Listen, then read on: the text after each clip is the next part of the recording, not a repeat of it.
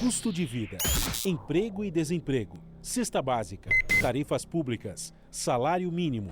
Agora, na Brasil Atual, a análise do DIEESE. E nós vamos conversar agora com o diretor adjunto do DIEESE, José Silvestre. Bom dia, Silvestre. Bom dia, Glauco. Silvestre, as expectativas, pelo menos das empresas brasileiras em relação ao ambiente de negócios, acabaram piorando, segundo sondagem aqui do Instituto Brasileiro de Economia da Fundação Getúlio Vargas, FGV-IBRE, em abril. O otimismo era de 70% em outubro, quando havia ali uma avaliação de que a pandemia... Aliás, eu não sei de quem é essa avaliação, na verdade, né? De que a pandemia estava controlada e que seriam flexibilizadas as medidas de restrição, que de fato aconteceu para a continuidade, inclusive, da nossa tragédia sanitária. Mas esse 70% em outubro que demonstrava otimismo, agora são só 57% dos empresários que dizem ter perspectivas positivas para os próximos 6 meses. Como é que você vê essa mudança e como ela acaba influenciando também na área de investimentos e no andamento da própria economia, Silvestre?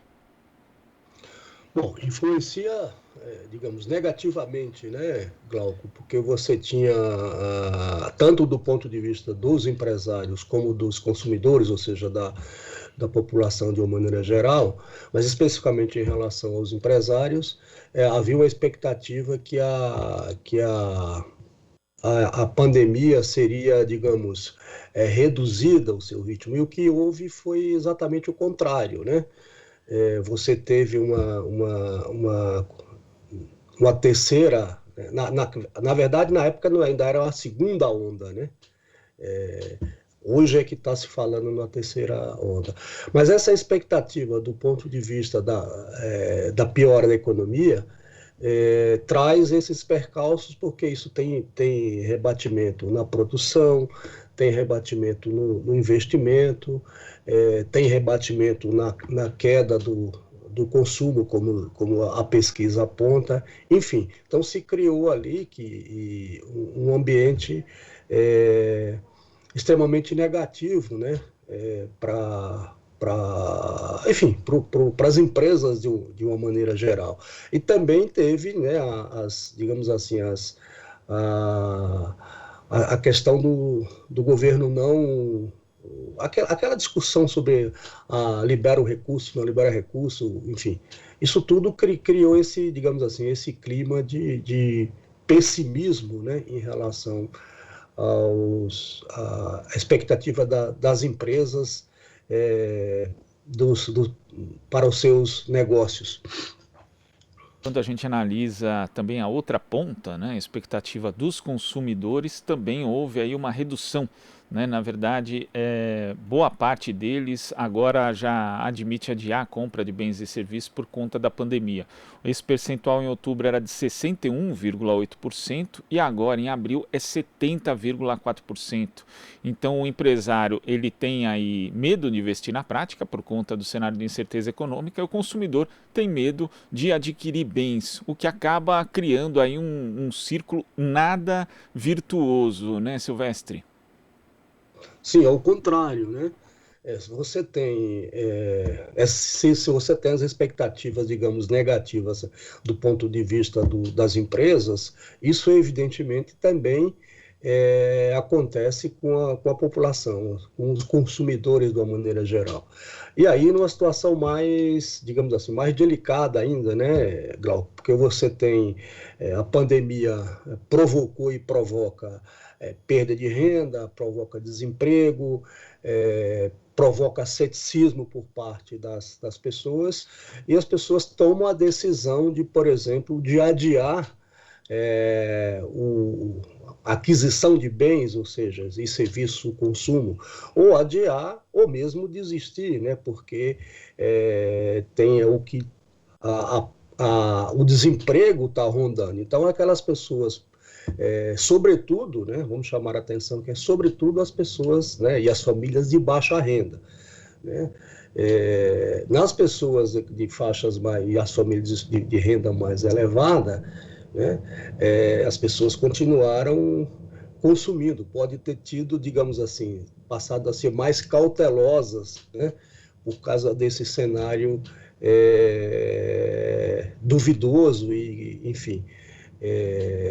Mas as pessoas de baixa renda, essas sim tiveram um impacto grande do ponto de vista do consumo. E isso, obviamente, tem um rebatimento no comportamento e da decisão das empresas de investir. Agora, quando a gente analisa alguns dados da pesquisa, Silvestre, vê aqui que em relação às expectativas para o ambiente de negócios nos próximos 6 meses, se pergunta ali quais são os fatores que influenciam negativamente na opinião, na avaliação dos empresários ouvidos. E a incerteza econômica tem 74,3%. Falta de confiança na política econômica do governo, 55,1%.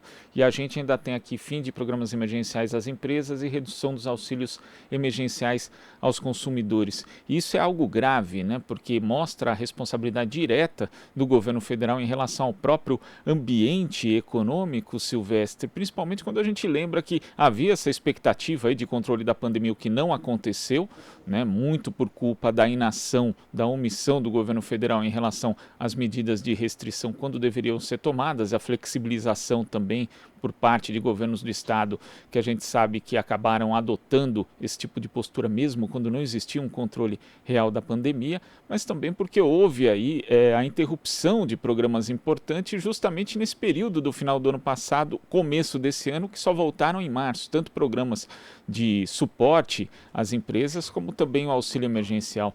Então existe aí, as digitais do governo nessa situação estão muito evidentes, Silvestre.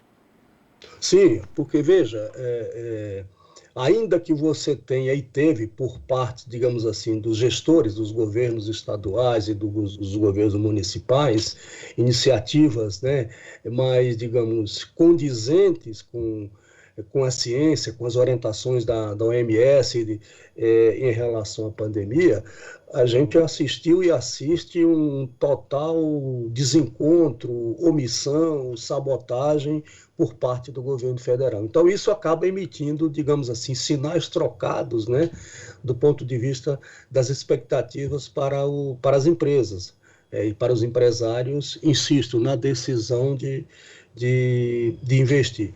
E o governo também, como você frisou, retardou, né, a decisão em relação a uma série de políticas, né, e, sobretudo, de recursos destinados aos programas tanto de apoio às empresas quanto à população, como foi o caso do auxílio emergencial, que ficou quase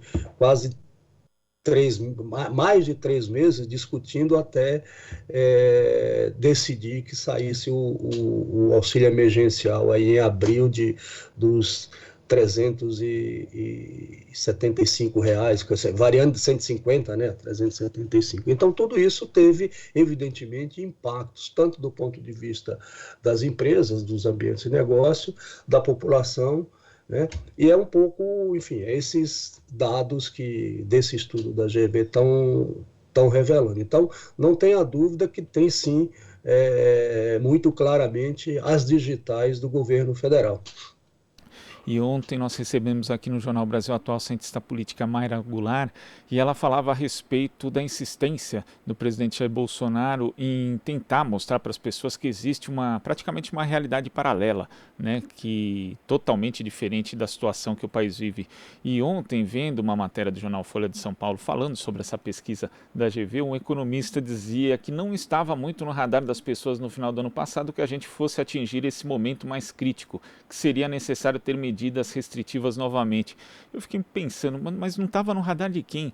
Porque a gente entrevistava aqui no final do ano passado, Silvestre, em novembro, dezembro, diversos especialistas alertando que os casos já haviam se estabilizado e que haveria uma nova curva de crescimento. Só que assim, a insistência nessa realidade paralela acaba fazendo com que as pessoas relaxem, que elas tenham uma sensação falsa de segurança, como está acontecendo agora, inclusive. A gente sabe que vai ter outra onda de Covid, mas muita gente parece não se importar, principalmente autoridades públicas. Então isso acaba afetando, inclusive, a expectativa de empresários e desarruma totalmente a economia, né, Silvestre?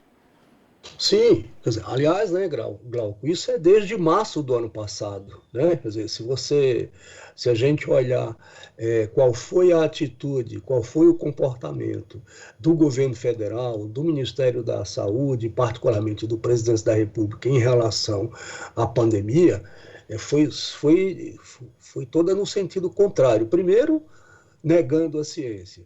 Segundo, aliás, primeiro negando a própria pandemia, né, que era algo passageiro, era uma gripezinha, ou absurdos outros que foram pronunciados pelo governo, né? Então é óbvio que nós estamos aí há mais de um ano, né? Os especialistas já estão apontando que nós vamos ter estamos à beira, se não entra, de uma terceira onda, e você tem do outro lado o governo insistindo na omissão, na sabotagem, na desorientação. Então, evidentemente que além dos estragos, né, que a pandemia causa, ou seja, nas perdas de vidas humanas sobretudo, é óbvio que isso tem também reflexo nos negócios. Nos negócios, no comportamento das empresas e também, evidentemente, da população. Então, não tenha dúvida que isso é muito fruto da omissão e do comportamento que o governo teve e tem em relação à pandemia, né?